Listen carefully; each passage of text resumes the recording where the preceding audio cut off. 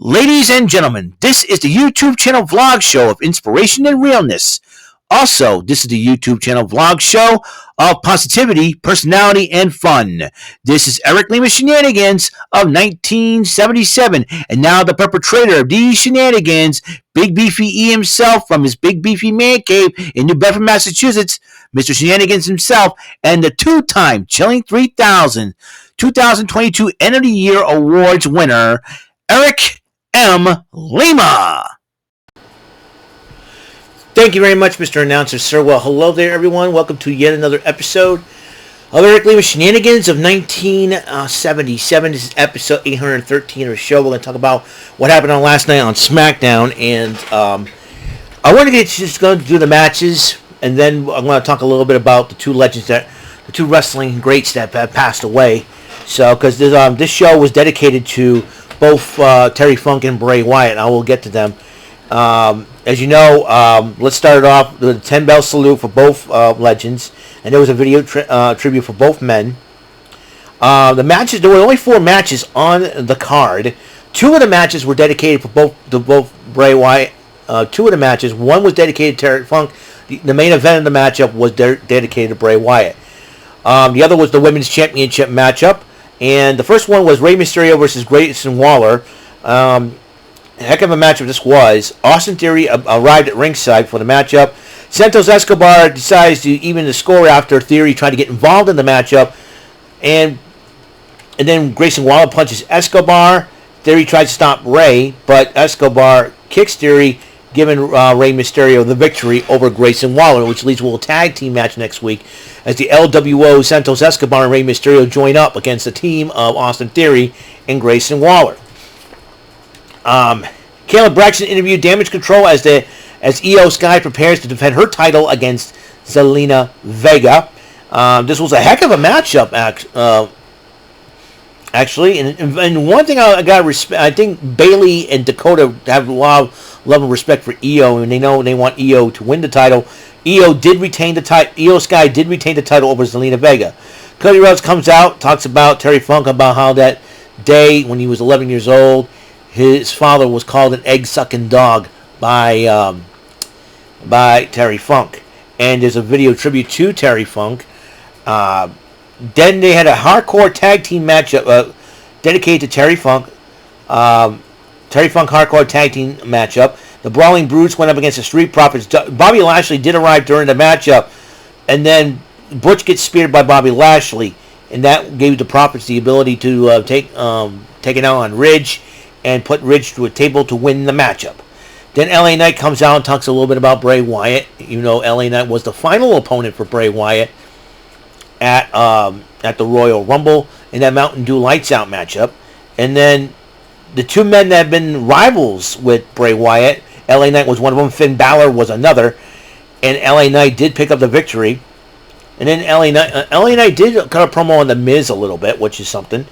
And then the lights kind of went out, almost a la like if the Fiend was making an appearance, but then appeared the lantern that Bray Wyatt usually carries in the ring in his earlier days in the WWE was only left in the ring, which when the lights went out, everybody had their cell phone lights, flashlights on, representing the Fireflies and all that.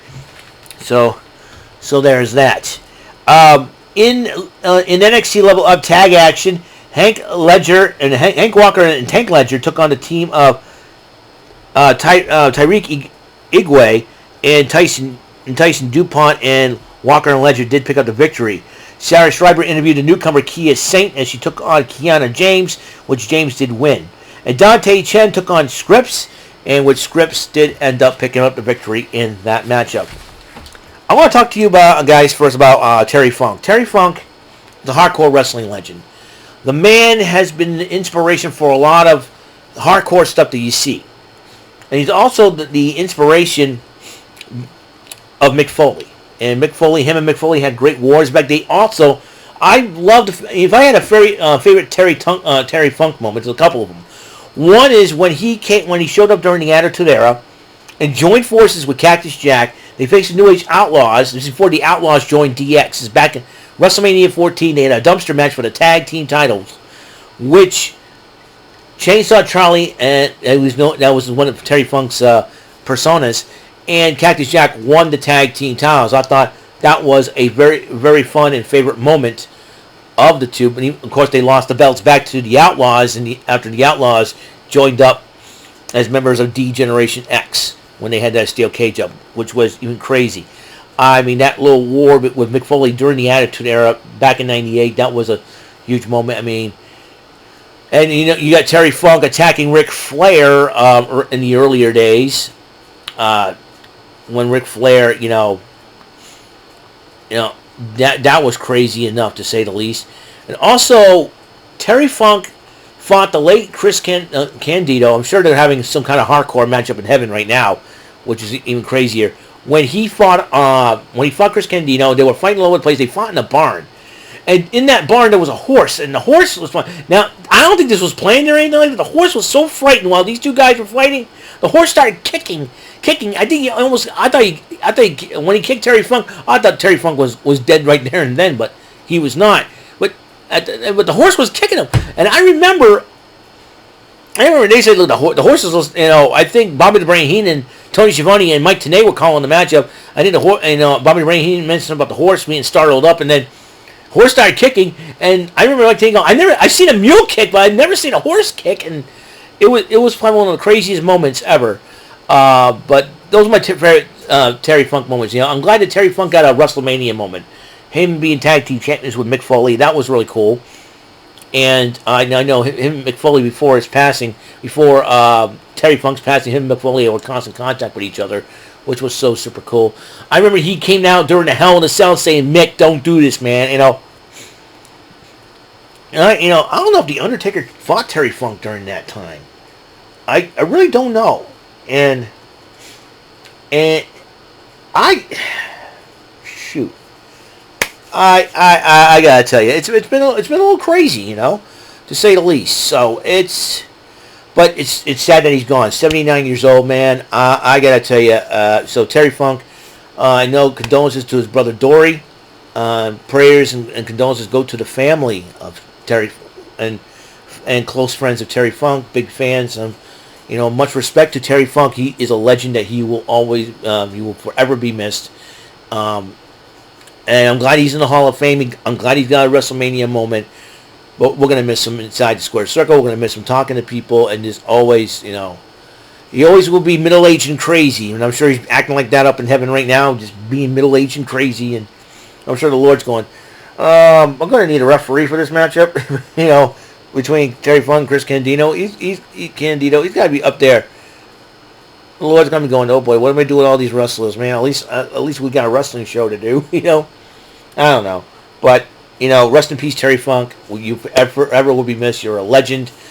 And, I'm just, sad that you're gone, but I'm happy that you're in a better place and you don't have to worry about feeling any more pain. That's all I can say. But I know your family misses you. And they love you so much. You always will be loved, and you are always will be a member of the WWE family. You're a legend, Terry Funk. Another gentleman, Bray Wyatt, Wyndham Rotunda, third generation wrestler. I mean, one thing I know about multi-generational wrestlers, they had this easy, huge opportunity to learn not only from their parents, but from the peers as far as how everybody performs in the ring, promos, and everything else. I have a hunch that Wyndham Rotunda, at a very young age, has studied up on some of the wrestlers. I said this last night, and probably on Rant and Rave when I was talking to Jordan. I'll probably talk to him more tonight because we have another death that just occurred, and I'll probably do a separate episode for that.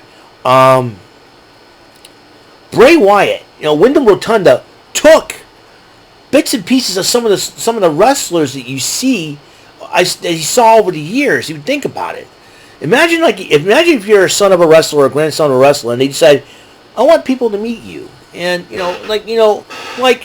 come on, son, and you get to talk, to some of these wrestlers like, oh, your father worked with this wrestler, and you see him on TV, and you're like, I can imagine Wyndham Rotunda sitting there, okay?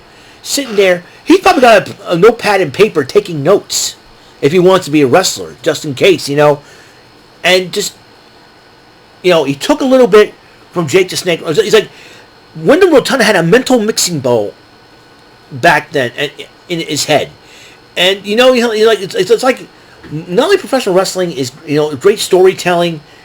Wyndham Rotunda was the master at that. And how can I explain this? He took like bits and pieces of some of the wrestlers, like Jake the Snake Roberts, the way he cuts the promos, the way he plays mind games, the Ultimate Warrior with the promos, the Undertaker with the mind games, Mankind with the mind games, Goldust, aka Dustin Rhodes, when he was Goldust. Who else? Waylon Mercy, Dan Spivey's character, and you're talking about probably Terry Funk. Remember, Terry Funk was a Hollywood actor too. Over the Top with Sylvester Stallone and Roadhouse with the late great Patrick Swayze got arrested. So I'm sure Terry Funk's probably up there in heaven talking to Patrick Swayze. Hey, can we do Roadhouse 2 or something like that? I don't know. We got a lot of actors and actresses. Why the heck not, right? No, I'm serious. What Wyndham Rotunda does, and he probably he's got the skills from his grandfather, Blackjack Mulligan, his father, Mike Rotundo, aka IRS, or Captain Mike Rotundo, the Varsity Club. He took a little bit of elements from each of those guys I just mentioned, mixed them, and put a little sprinkle of himself, mixed it all up, and then all of a sudden, when he came time to wrestle, when he wrestled as Husky Harris, being mentored by Cody Rhodes, he mixed that all up, and poof, you get Bray. Oh, Raven. There's another guy, Raven. He probably took the elements of all those wrestlers I just mentioned, and just mixed them all up in his mental mixing bowl, and then came up with the rest and puts a little sprinkle of himself, his own touch, his own vision inside there, and boom, you get Bray Wyatt. It's just amazing how if I had a favorite Bray Wyatt incarnation, so to speak, I would have to say when he first did an FCW with Eli Cottonwood. He talks about Clifford the Big Red Dog and C-Spot Run, and during his NXT days and debuting with Luke Harper and Eric Rowan at his side, the fedora hat. I've always liked the style that he wore. The black T-shirt, the white pants, the Hawaiian shirt over it, and the fedora. And says, "Follow the buzzards, man." And he holds up the lantern. We're here. And just, I thought that was like a really cool thing. Has that little southern, there's a live in fear, but catch a fly, and just dum dum dum dum dum. And it's like it's one of those almost, I don't want to say redneck cults. I want to say something else. It's like in one of those wrestling stables, like it's almost like a cult, but it's like a unique family, so to speak. And my other one is the Firefly Funhouse version, because he has a lot of fun. Yowie wowie, and has a lot of fun. And he got Alexa Bliss joining him. The Fiend kind of scares me a little bit, to be honest. But but it's like the Fiend's supposed to be like a murderous clown or something like that, a monster clown. That's what I think it was supposed to be, but it looks pretty scary. I see Austin Theory smile. Hey, it looks like the Fiend, But Bray Wyatt, Wyndham Rotunda was an excellent storyteller with his Bray Wyatt character, and had many incarnations of it. Many characteristics of Bray Wyatt, and multi-dimensional. It's just it's so really cool. I've always liked that. The fedora hat wearing. I thought it was like super summer cool. He's like an eccentric rich guy who chooses to live off in a cabin and live off the woods. That's what, when we wore that outfit, that's what it kind of reminds me of a little bit. But Wyndham Rotunda had killed it. He knows what to do with that character. He evolves his character. I said with the Fiend, you got put a little bit of the boogeyman in there. The boogeyman who's like, I talked with my friend Scotty about this, and it's like he takes, it's like the boogeyman is like almost 60 years old, and he's like in phenomenal shape, for goodness sakes.